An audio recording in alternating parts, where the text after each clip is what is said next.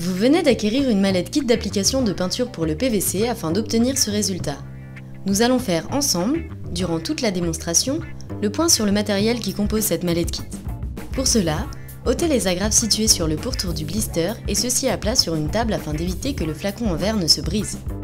Votre mallette comprend une cartouche de gaz propulseur, un flacon gradué pour le mélange peinture et solvant, un flacon plastique de solvant de nettoyage, un flacon plastique d'anti-silicone, une paire de gants nitrile et une paire de gants polyuréthane, un masque homologué, un cutter, un mélange anti-vortex, une lingette d'essuyage pour solvant de nettoyage, pour solvant anti-silicone, un rouleau de masquage papier de riz, un rouleau de masking standard, un tampon d'essuyage antistatique, un rouleau de polyane adhésif, une procédure d'application et une fiche descriptive sur le carton, et un DVD de démonstration. Avant toute opération, procédez à un nettoyage du chantier sol et murs.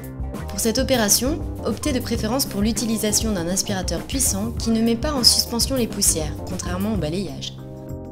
Vérifiez qu'il ne reste pas de résidus de silicone sur les bords de la fenêtre à peindre, sinon, éliminez toutes ces traces ou impuretés avec un grattoir cutter, puis passez le tampon spécial avec le produit anti-silicone prévu à cet effet sur ces zones polluées. Équipez-vous du masque et des gants fournis. Tant qu'il subsistera des traces de silicone, la peinture ne pourra pas être appliquée car le silicone empêche l'adhérence de la peinture ainsi que toute trace d'huile ou produit d'entretien à base de cire. Commencez le masquage des fenêtres vitrées en délimitant les bords avec le rouleau de papier de riz couleur jaune fourni.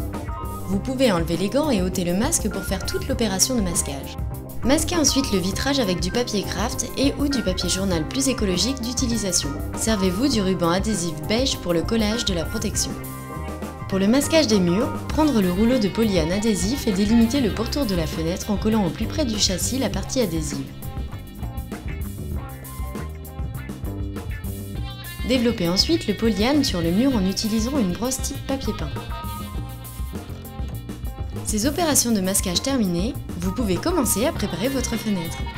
Équipé du masque et des gants, nettoyez la zone à peindre en utilisant la lingette imprégnée du nettoyant Plasnet fourni et essuyez dans le sens de la longueur et de la largeur sans omettre les champs et les rainures. Laissez sécher 5 minutes. Ce temps d'évaporation du solvant va vous permettre de préparer la peinture à pulvériser. Prendre la canule d'aspiration qui se trouve dans le verre gradué et la positionner sur la base du spray. Sélectionnez l'échelle de 1 à 6 onces. Prendre le bidon de peinture choisi et verser la peinture dans le flacon jusqu'à la graduation 3, complété avec le diluant Plastopen jusqu'à la graduation 6. Prendre la réglette noire anti-vortex et mélanger progressivement de façon à obtenir un mélange peinture-solvant homogène. Remettre le bouchon et agiter de haut en bas afin de parfaire le mélange. Enlevez le bouchon, vissez ensuite le spray bien à fond sur le flacon. Attention! Vérifiez que le trou des vents se trouve bien à l'opposé du diffuseur. Juste avant d'appliquer, utilisez le tampon d'essuyage spécial antistatique en le passant partout sur les champs et les moulures. L'obtention d'une peinture sans grains de poussière dépendra bien entendu de l'essuyage. Nous vous recommandons, pour un travail en extérieur, de bien mouiller le sol avec de l'eau sur un large périmètre autour de la zone à peindre, de manière à bien plaquer la poussière. Vous êtes prêt à appliquer? Saisissez-vous du flacon applicateur et pratiquez un essai de pulvérisation sur le polyane afin de vous familiariser avec le matériel.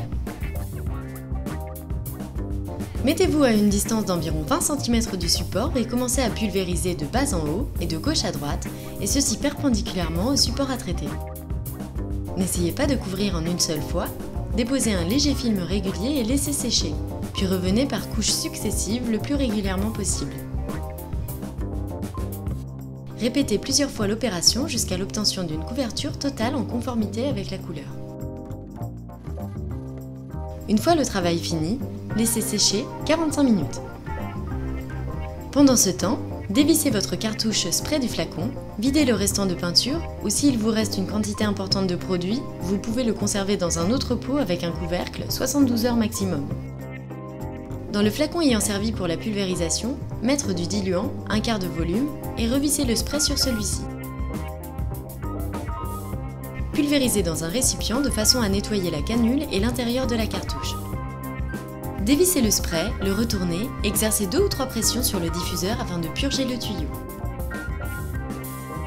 Après 45 minutes d'attente, lorsque tout est sec, Enlevez les épargnes en prenant soin de retourner le papier collant à l'opposé de la zone peinte afin de ne pas blesser le feuille de peinture qui ne serait totalement sec.